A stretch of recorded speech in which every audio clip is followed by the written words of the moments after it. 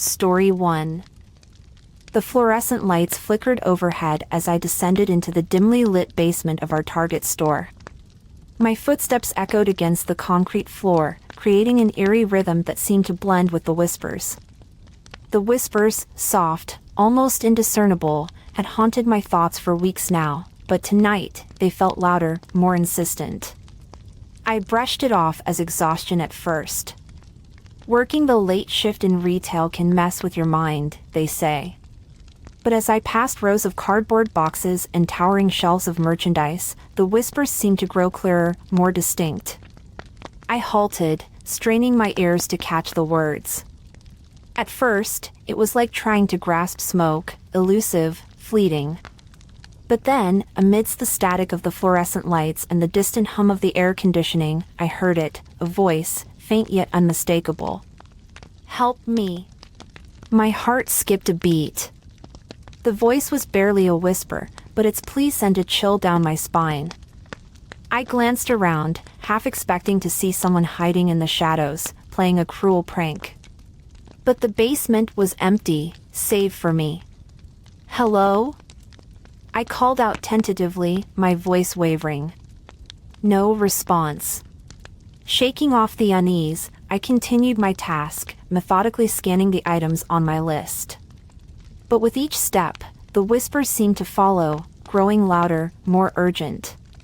"Leave, before it's too late." The hairs on the back of my neck stood on end. Who, or what, was speaking to me? Was it all in my head?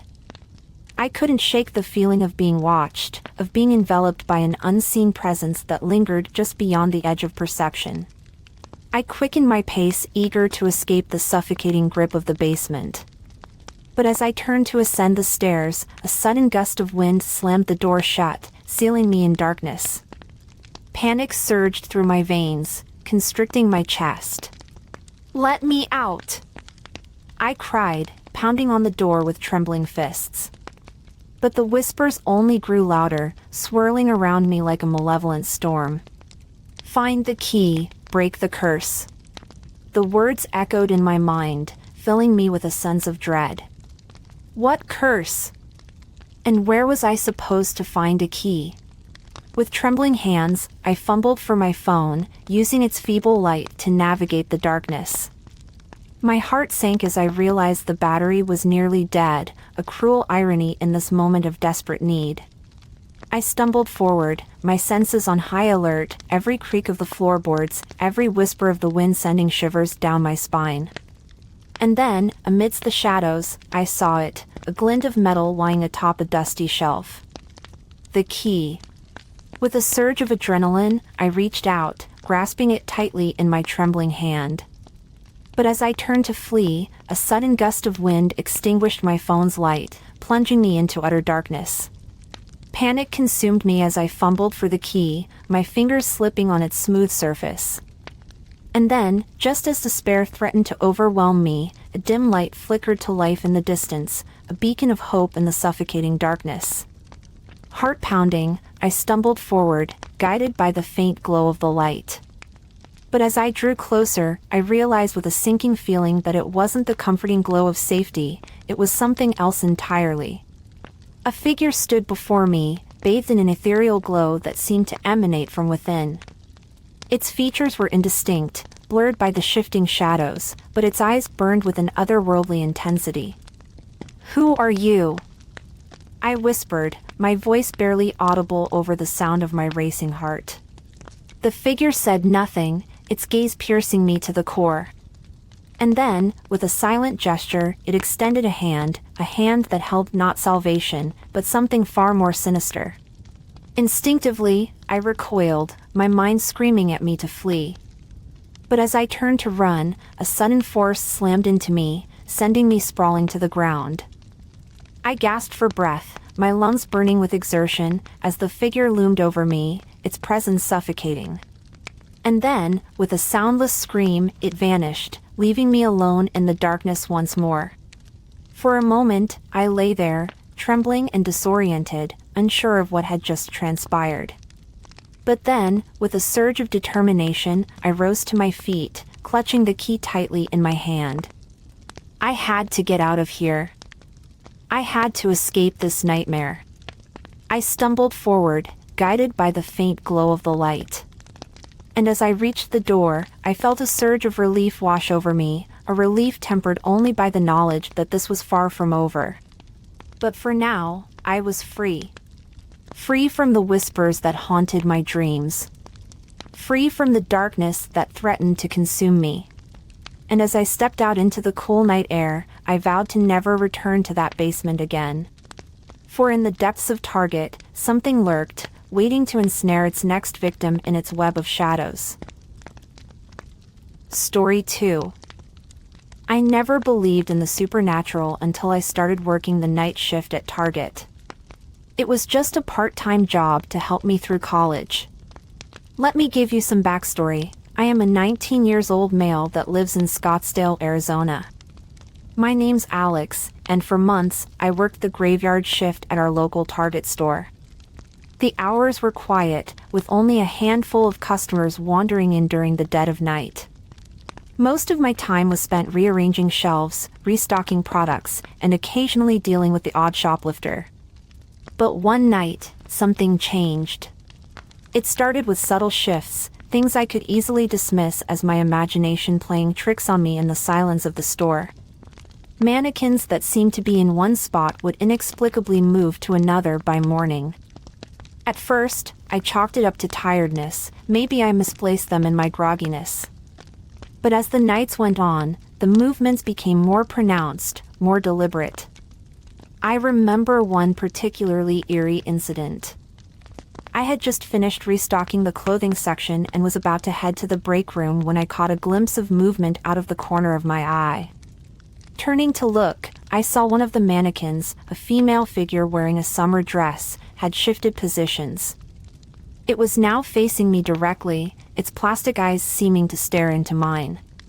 I shook my head, trying to dismiss the unease creeping over me. Just my imagination, I muttered to myself, but deep down, I knew something was off. As the weeks passed, the occurrences escalated. Colleagues began sharing their own experiences, each one more unsettling than the last. Some claimed to have seen the mannequins move with their own eyes, while others reported hearing whispers echoing through the empty aisles late at night. One night, I decided to confront the store manager, hoping for some rational explanation. But when I mentioned the subject, she merely gave me a tight-lipped smile and brushed it off as overactive imaginations.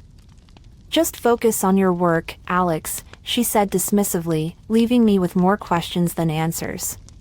Frustrated and increasingly unnerved, I turned to the only option left, surveillance footage.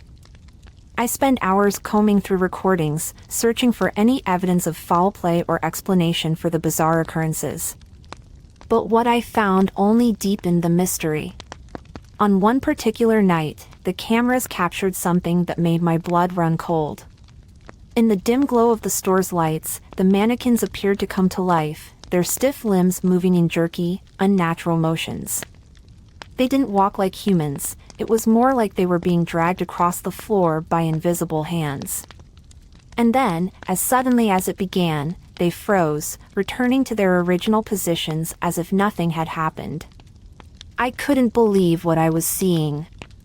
It was like something out of a horror movie, but this was real, happening right in our store. I tried showing the footage to my coworkers, hoping they would finally take me seriously, but most of them laughed it off as a prank or a glitch in the system. Determined to get to the bottom of the mystery, I started researching the history of the building, hoping to uncover any clues that might explain the strange occurrences.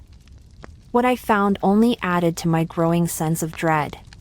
It turned out that the Target store was built on the site of an old theater, a place rumored to be haunted by the spirits of performers who had died tragically in a fire decades earlier. Could it be that their restless souls were somehow connected to the eerie events unfolding within the store?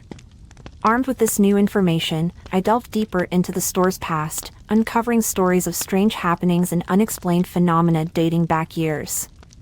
There were reports of employees feeling watched, of objects moving on their own, and even sightings of shadowy figures lurking in the aisles after hours. But the most chilling discovery came when I stumbled upon an old newspaper article detailing a series of unexplained disappearances that had occurred in the area around the time the theater burned down. Among the missing was a group of actors who had been performing at the theater the night of the fire. Suddenly, everything clicked into place. The mannequins, the whispers, the feeling of being watched, it was all connected to the tragic events that had unfolded on this very spot years ago. The spirits of those who had perished in the fire were still trapped within these walls. Armed with this newfound knowledge, I knew I had to put an end to the hauntings once and for all. But little did I know, confronting the spirits would unleash a terror beyond anything I could have imagined. That night, as I stood alone in the darkened aisles of the store, I felt a chill run down my spine. The air seemed to crackle with energy, and I knew that the spirits were near. Summoning all my courage, I called out to them, pleading for them to move on, to find peace in the afterlife. But instead of heeding my words, the store erupted into chaos. Shelves toppled over, products flew off the shelves, and the mannequins began to move. I stumbled backward, fear coursing through my veins as I realized the full extent of what I had unleashed. The spirits were angry, their torment amplified by my attempts to intervene. Desperate to escape, I raced toward the exit, but the doors slammed shut before I could reach them, trapping me inside. I was powerless to stop them as they closed in around me, their ghostly forms swirling with malevolent intent. And then, just as suddenly as it had begun, the chaos stopped. The air grew still, and the spirits faded away, leaving me alone in the darkness once more. I stumbled outside, shaken but alive, grateful to have survived the ordeal. As I watched the first light of dawn break over the horizon, I knew that I would never forget the horrors I had witnessed within those walls. The Target store may have seemed like any other retail establishment, but beneath its facade lurked a darkness that would haunt me for the rest of my days. Story 3. The fluorescent lights flickered dimly overhead as I pushed my cart through the deserted aisles of Target. It was well past midnight, and I was on the graveyard shift, tasked with restocking shelves and tidying up before the morning rush. Despite the eeriness of the empty store, I found peace in the routine of my work. Tonight, however, the routine was about to take a chilling turn. I had just finished organizing the canned goods in aisle 6 when I noticed something strange. A box of cereal I distinctly remembered placing on the top shelf earlier had somehow migrated to the bottom shelf, neatly arranged among its counterparts. Frowning, I chalked it up to fatigue and continued with my tasks. But as the night wore on, more unusual occurrences began to reveal themselves. Items I had yet to reach on my checklist were mysteriously checked off, as if someone had beaten me to the task. Stock that I hadn't touched was magically replenished, and the once disheveled shelves now gleamed with order. Confusion turned to unease as I scanned the surveillance footage, hoping to catch a glimpse of the elusive employee responsible for these midnight maneuvers. Yet, to my bewilderment, the cameras showed nothing out of the ordinary. No sign of another soul roaming the aisles besides myself. I couldn't shake the feeling of being watched, a sensation that crawled beneath my skin with each passing moment. Despite the chill in the air, sweat prickled at my brow as I struggled to make sense of the inexplicable events unfolding around me. As the clock ticked closer to the 4 hours of working, a sense of dread settled over me like a suffocating blanket. I knew I couldn't continue my duties without confronting whatever, or whoever, was lurking in the shadows. Summoning what little courage I had left, I ventured toward the back of the store, where the employee break room was situated. The hallway stretched before me, the only sound echoing being the soft hum of the overhead lights. With each step, my heart hammered against my ribcage, a steady rhythm of fear. Pushing open the door to the break room, I was greeted by the stale scent of coffee and microwave dinners. Tables and chairs sat empty, bathed in the soft glow of the vending machine's fluorescent light. I scanned the room cautiously, half expecting someone, or something, to leap out from the darkness. But the break room remained empty, devoid of any signs of life. With a sigh of relief, I turned to leave, convinced that perhaps my imagination had gotten the best of me. That's when I heard it. A soft rustling, like the whisper of fabric against skin, emanated from the corner of the room. My blood ran cold as I slowly turned back, my gaze fixated on the source of the sound. There, in the dim light cast by the vending machine, stood a figure. A figure cloaked in shadows, its features obscured by darkness. My breath caught in my throat as I stumbled backward, my heart pounding in my ears. Panic surged through me as I fumbled for the door, desperate to escape the grasp of whatever horror awaited me. But before I could reach safety, the figure spoke. "Wait." The voice was soft, barely above a whisper, yet it echoed with a haunting resonance that sent shivers down my spine. I froze, my hands still clutching the door handle, as I turned to face the mysterious figure. "I mean you no harm," the voice continued, its tone pleading. "Please, don't be afraid." Despite my instincts screaming at me to run, I found myself drawn to the figure, compelled by a curiosity I couldn't explain. "What are you?" I managed to choke out, my voice barely above a whisper. The figure hesitated for a moment before stepping forward into the faint light of the vending machine. As it did, the shadows seemed to peel away, revealing the form of a woman. She was young, no older than myself, with eyes that gleamed. Her expression was one of sorrow, tinged with a hint of desperation. I was an employee here," she replied, her voice heavy with sadness.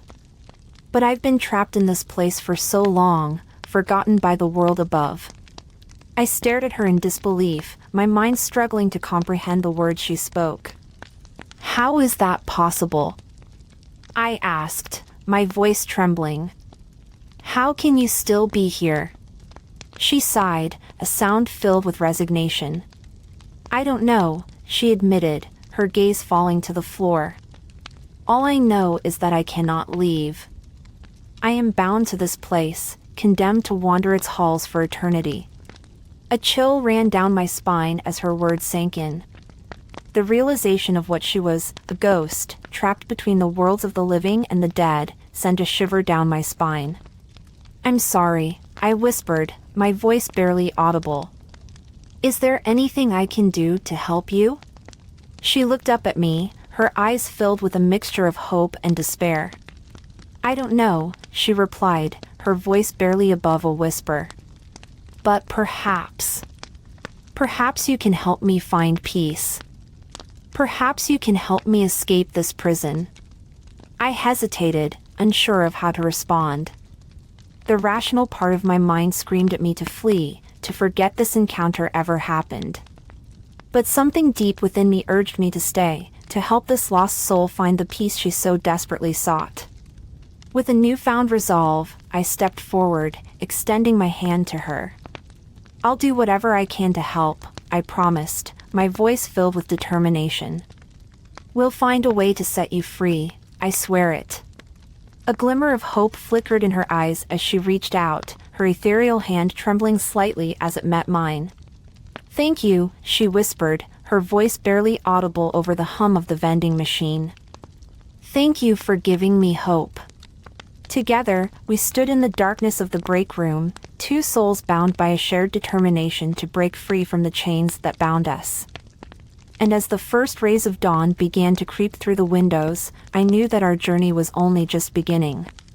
But with her by my side, I knew that anything was possible.